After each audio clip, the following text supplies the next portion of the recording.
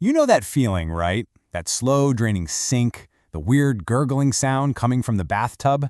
It's just an everyday annoyance. But what if I told you the story of that clog isn't just about some hair and grease? What if it's actually connected to rowdy saloons, a town's identity crisis, and a whole century of explosive growth? Okay, let's dive into this. So in this explainer, we're literally gonna follow the pipes deep down beneath a regular American suburb to uncover a history that's been totally hidden.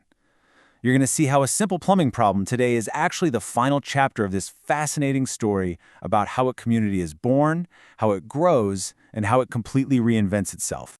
All right, so our story kicks off, like a lot of them do, with a totally normal household problem in a place called Northbrook, Illinois. And you know the usual suspects. Your kitchen drain, which is always getting clogged up with food and who knows what else. The bathtub, which is basically a magnet for hair. Toilets, laundry drains, floor drains. I mean, these are the hardworking, unseen systems in our homes that we pretty much ignore until, well, they stop working.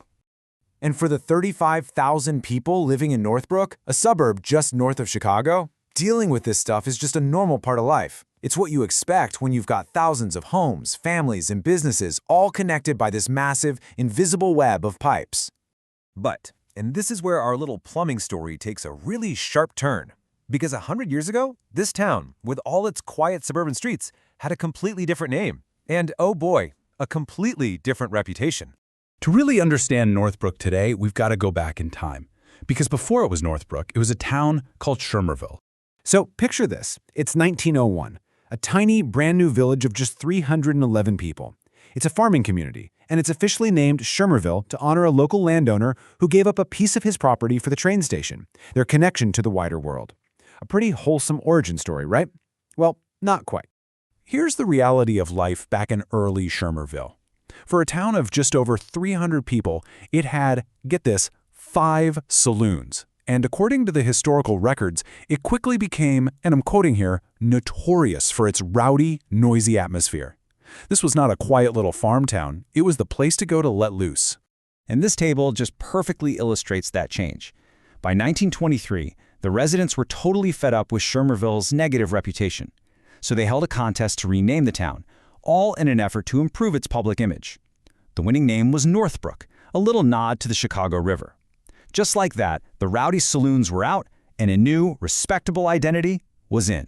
But the story doesn't just end with the name change. In fact, that's when the real pressure started to build, both above ground and, you guessed it, below. Just look at this timeline for a second.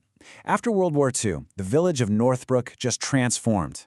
Between 1950 and 1980, the population absolutely exploded. It grew nearly tenfold. The old farmland got sold off, and by 1987, the very last farm in town closed its gates for good, replaced by endless subdivisions. By the 2020 census, that number had ballooned to over 35,000 people. I mean, think about that. From a tiny, rowdy village of 311 to a sprawling, modern suburb. That kind of growth is just staggering. So here's the crucial point. Every new house, every new family, every new toilet flushed, and every new sink drained added more and more and more strain on an infrastructure that was never designed for this many people. The ghost of Shermerville's simple plumbing was getting completely overwhelmed by Northbrook's modern demands. Which brings us right back around to where we started, that clogged drain in present-day Northbrook. See, today, fixing a clog isn't just guesswork. It's a whole systematic process. A modern plumber shows up. They diagnose the problem, and then they'll often use a tiny little camera to see exactly what's going on deep inside those pipes, whether it's an old pipe that's finally cracked or some invasive tree roots. They use these high-tech tools like power rodding and hydrojetting, which basically blasts high-pressure water through the pipes to clear out decades of buildup. These are not your grandpa's hand-crank snakes. This is powerful, sophisticated stuff for a complex, mature system. And that's the connection. The very need for video inspections and hydrojetting in Northbrook today is a direct result of its history.